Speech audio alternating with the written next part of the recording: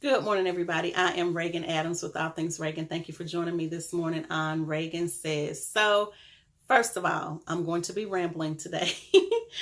I wanted to do a recap of the movie that we saw this weekend, the Tiffany Haddish Nobody's Fool movie, but since everybody hasn't seen it and I don't want to do a spoiler for anybody, so I said I'll just wait. So we'll do that in the next few weeks. I'm not really prepared. I have a few notes, but I'm not really prepared to talk about what I'm talking about today. So I'm letting you know off the rip, I'm going to be rambling. But it's good stuff, I think. But I'm going to be rambling. I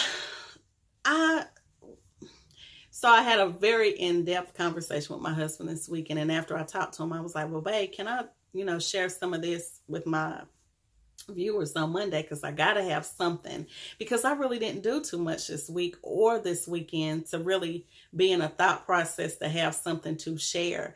And he was like, yeah, what you gonna share? Whoop, whoop, whoop. So I had to kind of go through that, and so he gave me permission what I could and what I couldn't. So I'm going to talk about our relationship now, and it's kind of like what I did to get him and keep him, but it's tips and tricks, but not tricks, but tricks. But I'm just going to share with you what I did and what he was telling me why he married me, to kind of give some people some insight. So this is like marriage, but also kind of single, but for single people, but it's kind of like with the single, I don't really want to give that advice. I wouldn't give that advice now, but what I did, because I did when I got with my husband, I did a lot. So let's go ahead and get into it. Did I give you the title? Regan Says Men Like to Be Pampered Too. So me, I am a very I love everything about romance. I love everything about love and relationships and marriages and couples. Like, I love seeing people happy. And I love being married. Is it always perfect? Absolutely not. For rich or for poor, for sickness and in health, like all of those vows, they come true. If they haven't come true in your marriage, like, you ain't hit everything. Yes, because for worse happens, and it has definitely happened in my marriage, and I can't really talk about it right now, but for those who know. But it's still a good thing, and it's still a good learning process and a learning tool that we are using, like, even now. But I wanted to kind of touch on how I am, and then once I kind of get into the story, then you'll understand where I'm coming from. So I love love. I love romance. I love everything about it. And I'm a giver. Like, that's my thing. I am a giver. I love to give gifts, not for people I don't love or know. So let's just back that up, because you cannot use me. That's number one. But I'm a giver. I like to make people feel good. I like to see people smile. That's just me. But definitely, like my husband, he can't miss. Like my child, can't miss. If you're a close friend of mine, you can't miss. If I got it, you got it.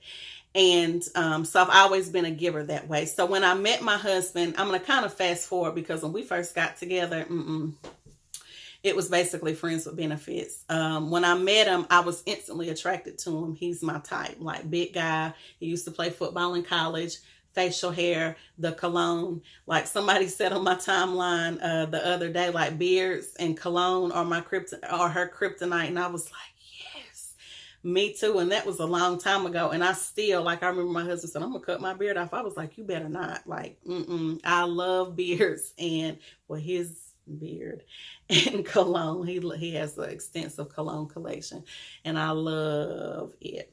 So anyway, but when we got together, we like months and months and like months. It took me a while to get. This is going to be kind of explicit, not explicit, but I'm going to kind of throw some sex in there here and there. When we first got together, he had his own situation going on that I didn't know anything about, but he was like, so when you going to give me some? When you going to give me some? Like months and months and months and months, like months. And finally I was just like, I'm bored. Let me go ahead and just give you some. Now listen, women do things when they're bored. That's why you always hear the what is it? idle time is the devil's workshop. That's why you always need to stay busy doing something. And this is a long time ago, okay? So I'm just speaking about a long time ago when we first met. I was 19, okay? Charge it to my age, head, not my heart. So anyway, finally broken most of them, and I ain't been able to get rid of them since. So anyway, we ended up kind of off and on for years. When I met him, he had a restaurant. I knew when we started kind of spending time together that we would be good together because he was a big thinker. I love big thinkers. I love big ideas. A man that can think for himself, a man that has his own stuff, that knows how to create his own wealth. That I listen. He didn't have it all together, but I could see where there was the potential. There's my word again, the potential to be something bigger there. And if he had a me, once I got myself together, like, it would be sky's the limit, right? So we started getting to know one another, and I remember what we were talking about this week, and he was talking about that we had this huge age difference, and what he was doing in 92, and I was like, well, I think I was in the 7th or the 8th grade or whatever, and he was like, I was in college. And so we were just kind of having that conversation, and he said, you know what, you were always mature. He was like, I was dating chicks my age. He said, because I never dated anybody that was under me. Like, even when I was in high school, they always had to be my age or older. He said, so when I met you, I really didn't take you seriously until we actually had a conversation and, kind of getting to know one another. And he said, like, you were doing other things, like running circles around the girls who I was dealing with. Which I'm not going to say I knew that, but I knew what stock I came from. Like, if you look at my aunts who I was raised around, like on my mama's side of the family, they was doing it. Like doctors, lawyers, but not only that, they were cooking, they were cleaning, like they were women. Like the stock I came from, women. Like some real live women going out and getting their bread, but still taking care of the household and taking care of their men. So I knew it, but I even saw that with my mom. So I knew what it took. Once I, peeped out the man that I wanted and was worth my time, I knew what to do with him. Not like knew what to do with him, but that is not what I was saying. So, but I knew how to get and keep a man. So, because I saw it from my mom. So I know when we started getting to know one another, it's kind of hard to say this with single women, because sometimes as single women, we may tend to give, the men the married benefit. So that's why I say, I'm just telling you what I did. It worked out for me, but I can't really suggest it for anybody else. But one thing that I did was, I used to love doing his feet. I really want to tell a story about his feet, but I don't think I didn't get permission to tell that. But one thing that I used to love to do was his feet. So just kind of sit at his feet and give him a pedicure. And, because I think for me, that's one of the most humbling experiences sitting at somebody's feet and doing their feet and taking their time. And I would just like to look at his face when I did it, and that he was able to relax and enjoy himself, and I was in a humble position to serve him. For me in marriage, I think not just women serving, and I'm going to talk about that too, but one of the things that I love to do or used to do is serve my husband. That made me happy. To see him happy made me happy. Has it always been that way? But anyway, I'm talking about me starting off the relationship. So I would love to do his feet. I would love to cook for him, because one thing about him, he was very appreciative. Like, dang. And I think it was kind of like I want to say like a reciprocation, because anytime I did something for him, he was very appreciative. Like, oh my gosh, babe, this is good. So it made me like, listen, I was working overtime, but I didn't mind, because I knew it made him happy. New recipes. Like, we used to go to IHOP a long time ago. I ain't been to IHOP forever, but they had these steak omelets, which I loved, but I was like, you know what? I can do this at the house.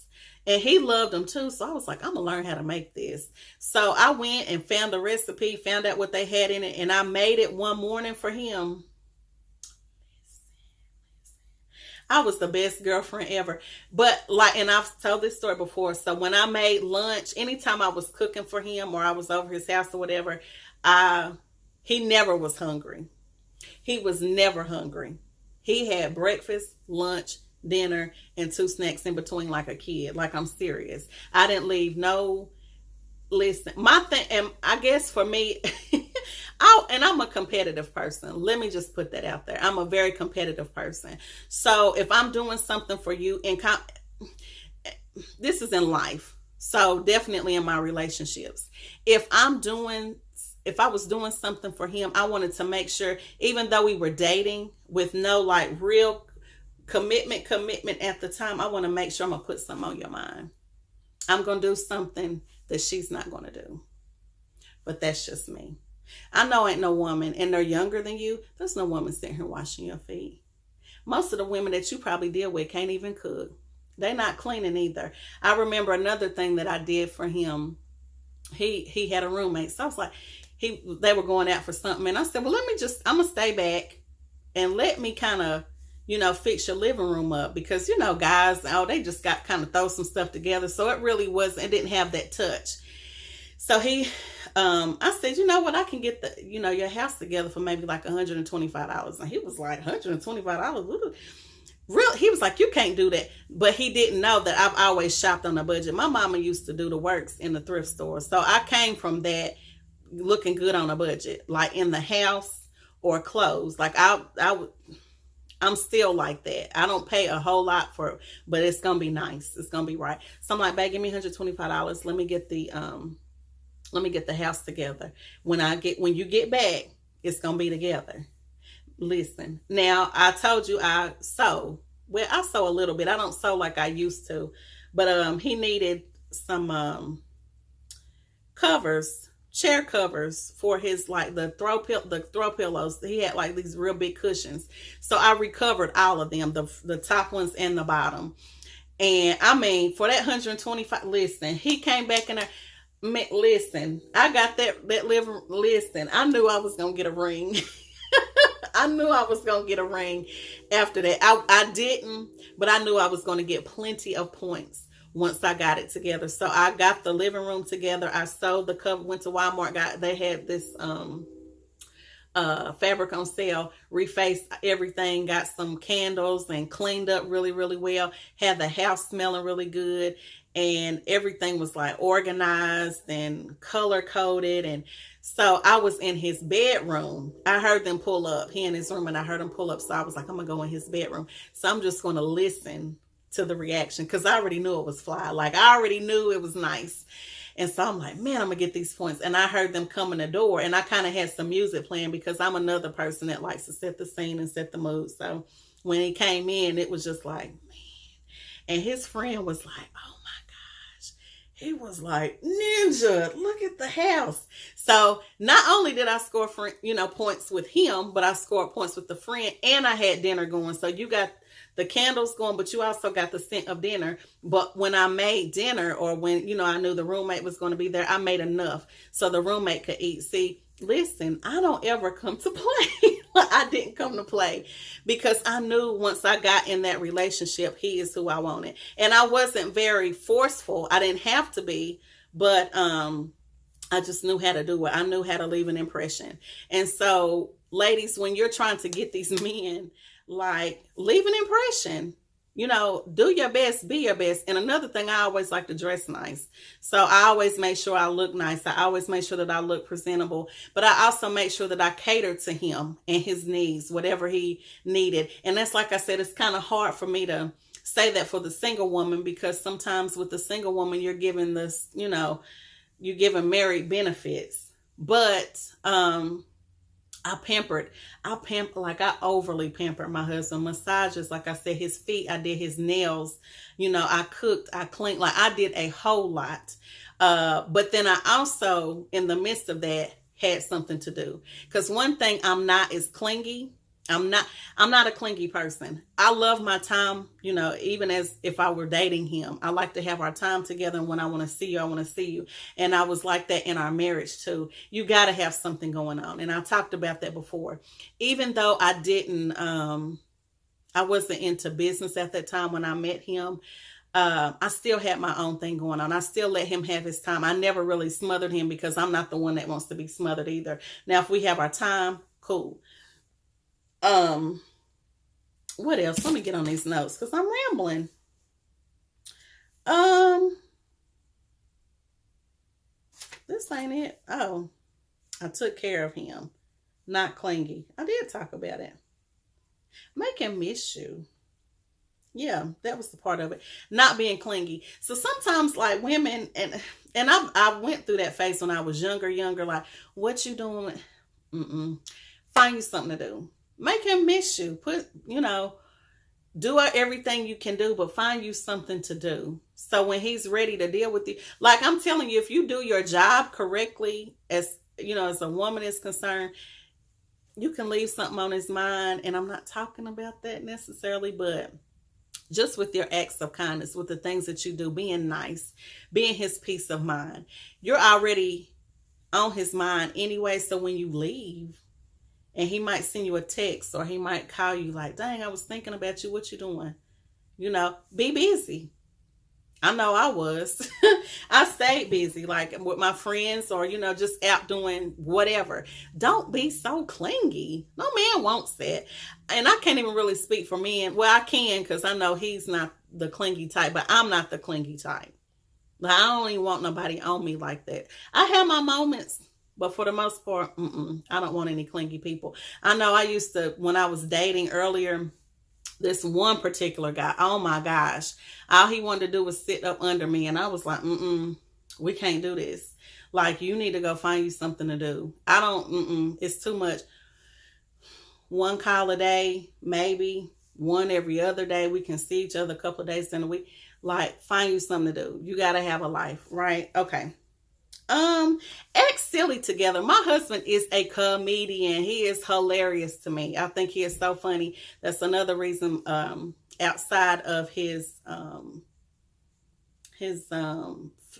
physical, that he's very funny, and he makes me laugh, and I love to laugh. So if you funny, tell me some jokes, tell me some stories that's gonna make me laugh. You got me. And act silly. Don't be so uptight all the time. Just let your hair down. Be flexible. So I was very, if we have to turn on some music and dance, or, just act funny together. Let loose. Have a good time. So that's one of the things. Date. I love dates. I love date night. I love date night.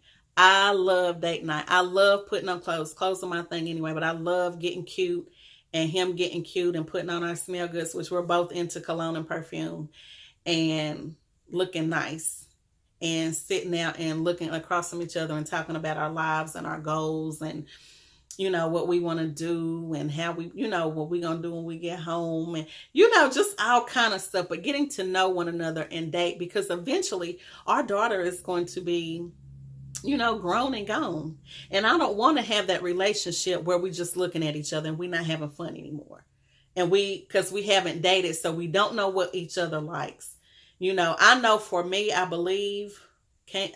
really believe that we'll have this business together. If not together, we'll have we'll have some businesses. We'll have something to do. But I don't want to lose that romance on my husband. I just don't. And I don't want it to be where our child just tied us together and then we have nothing. I want us to always have that strong romantic connection. Okay, so date nights are important. Be his peace. I know earlier in our marriage, no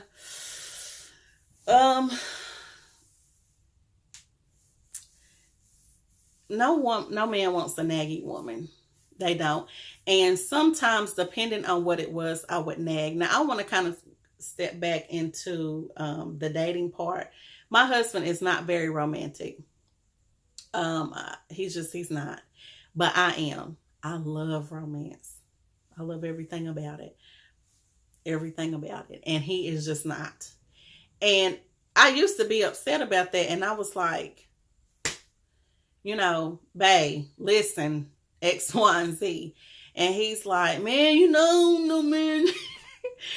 And instead of nagging, what I did was I showed him what I wanted. And how I showed him what I wanted is I did to him what I wanted done for me. Not necessarily talking about sex stuff.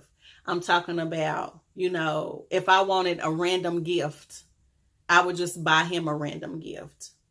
If I wanted, a candlelight dinner, I would give him one. He would come home to whatever.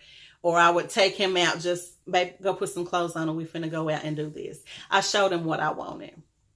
And in return, what I was doing, not training him because he's not a dog, but showing him what I wanted instead of telling him all the time, because men will start turning that stuff off. They don't want to hear that mess. They don't want to hear it. So when I started doing it, he would reciprocate that to me. He would call me at work, babe, get your clothes together. We going here. Or we about to go out of town and go here. Babe, I got the meal ready. Babe, I got the bath ready.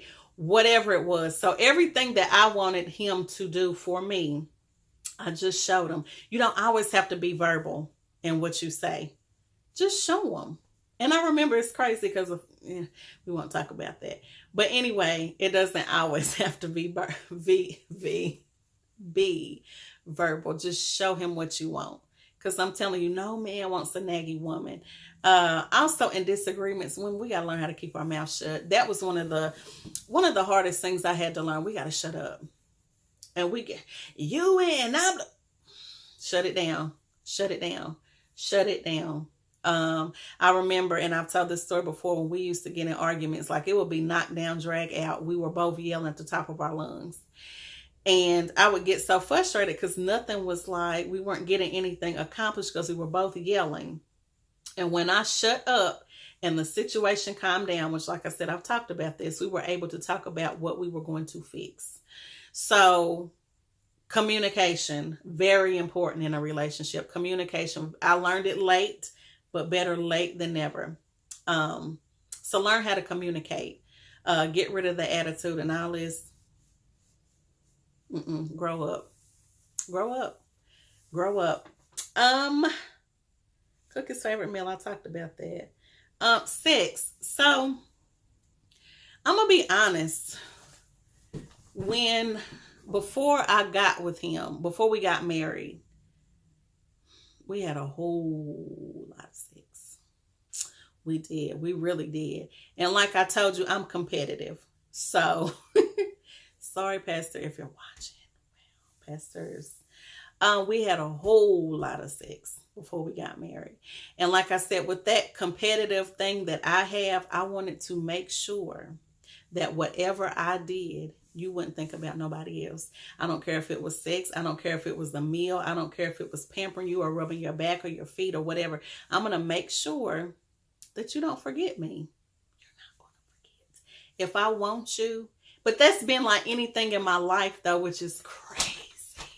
If I want something, I'm going to get it. I don't care what it is. It could be a job. It could be, anything with my business. It can be like my friends or whatever in my life. If I wanted it, I'm going to get it. I don't care if I got to work for it or if I got to ask and it's given to me. Because I'm very competitive that way. I don't know. That's a good thing. But when I set my sights on my husband and I knew I didn't want anybody else, I'm going to put something on your mind. And you're not going to forget about me. You can't. Not even if you try. You can't. So,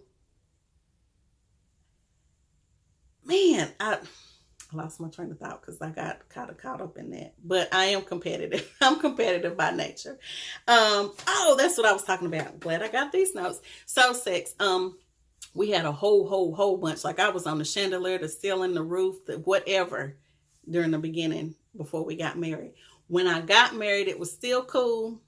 But on down the line, I slacked off. And what I later found out was I really wasn't wanting to have any. To be honest, I didn't feel like it. And I didn't know if that was just a thing that women went through. because I've always heard, no, I got a headache. No, I don't want to do it, blah, blah. I found later that my vitamin D levels were extremely low and my hormones were like gone. So it messed with any kind of sexual health that I had going on and me wanting to do anything. And I knew it was a problem when he started complaining. So when I got that check, it was on and popping. So I'm not going to go into detail about that. But what I do want to say is, women, if you are married, and I've said this before 8,000 times, women, if you are married and you do not feel like having sex, please, please, please, please, please go. And it's you. I'm not saying if it's him. We'll talk about him in a minute. If it's you and you don't physically feel like having it, please go get your hormones checked and your vitamin D checked, because I'm telling you, you have to have a connection with your husband sexually. Like, you have to. If you don't, they're going to go somewhere else. Listen, they're going to go somewhere else. So you want to stay physically connected to your husband that way. If it's him, which I've had some women inboxing, which is kind of hard for me because I don't pretend to know everything. I've had women inbox me and talk about, they're not enjoying sex with their husband. I'm not a sexual health coach, not at all. But I definitely do. That's where the lines of communication come to with your husband. Don't just not be enjoying it and not tell him about it, because maybe it's something that you guys can come together and talk about and get together. But you have to be connected sexually in your marriage. Like, you just have to. And if they start complaining, it's definitely a problem, because don't turn a deaf ear if they're saying you're not, fulfilling my needs, and then they just out in the wind and you looking like, what happened? So definitely get that checked. But I got that checked and we got that under control. So that's that on that. Look good from the inside out. So I'm at this point, and I'm gonna wrap this video up because like I said, I've been rambling. I let myself go. After I had my daughter, I let myself go. I'm gonna be honest. I really did. I've always loved to eat, but before I had her, I could pretty much eat whatever and still kind of stay at the same weight. Once I had her and got older, like, all that went out the door. And I just figured, because my husband always kind of liked big girls, that I was safe. Talked about this a million times before. Once I gained all the weight, I did not feel good about myself. My clothes, like, I've always dressed nice, but my clothes were not fitting and feeling the same. I didn't want to take pictures. I did not feel good about myself, and that spilled over into my relationship of how I was dressing, because I started kind of just really not caring. Sex was like, don't look at me, don't, not here, just, it just spilled over into that. And so we got to find our sexy again. We got to find our, happiness from the inside out, because once you start working on the inside, it's going to spill to the outside. And I think that's kind of where I'm at now. I have, for the past 3 years, I've intentionally been working on the inside and the outside of me. And I see a huge difference. I'm starting to definitely feel good about how I'm, better about how I'm looking, better about my relationship with my husband. Man, I wish I could tell this whole story, and I cannot. And you guys will kind of better understand that. But when we can, we will. And hopefully he'll share too. But anyway, but just be intentional on looking good from the inside out. Really. Because I'm telling you, I've been feeling really good these past few months, just trying new things, like trying this hair, trying this lipstick. Like, oh my gosh, I've been wanting to wear lipstick for 2 years, the past 2 years. I used to wear it all the time.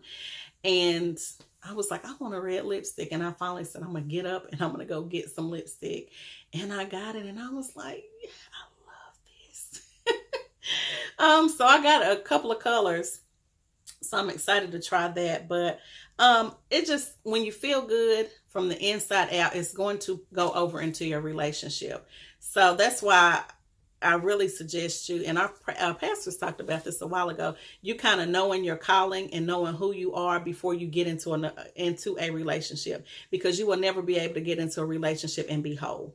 You have to be whole before you get in a relationship, because he's not going to be able to make you happy. You have to be happy on your own. Right. So I think that's it. Oh, last thing, how you start the relationship finish it out, carry it out that way.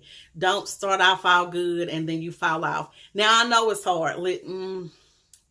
I know it is hard. It's hard to try to look pretty every day. It's hard to, he comes in, he wants some. It's hard for you to even fathom wanting to do something when you ain't even got yourself together. It's hard for you to always keep the house clean. It's hard, but we have to be intentional on making sure that we take care of our men and take care of our homes. And I know they need to do their part too, but I think women put a lot of emphasis on what the men should be doing for us a lot of the time. And I got it, because they should. But I think, and I don't know what type of man you have, but the type of man I have is whatever I'm giving, he's going to give it back. Like I said, I don't know what type of man you have, but I have a giver too. My husband is a giver. I'm a giver. So anytime we have an exchange, I'm giving, he's giving it right back. So as long as I'm giving positive, he's going to give positive. If I'm cooking, he's cooking. If I'm cleaning, and sometimes I got to would have to pull his coat to him like, babe, you need to, all right, babe, cool. Because I remember when you X, Y, and Z. So whatever works for you, like, I can say anything I want to say on this video, but the one thing I will say that will get all of this together is communication. You have to communicate.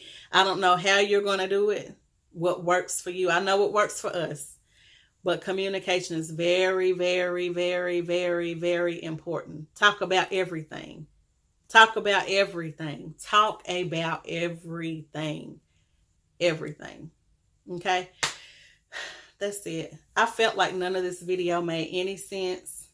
I'm sorry if it didn't. I really wasn't prepared. I had these little notes, but it's really not what I wanted to talk about. But anyway, you guys check me out on All Things Regan, and check out for my list of different events coming up within the next 6 months. I think they're already out. Some of them anyway. But if you have any questions or concerns, please feel free to inbox me, or you can call me or email me. And I guess that's it. You guys have a blessed rest of the day, blessed rest of the week, a peaceful and prosperous week. Talk to you later. Bye.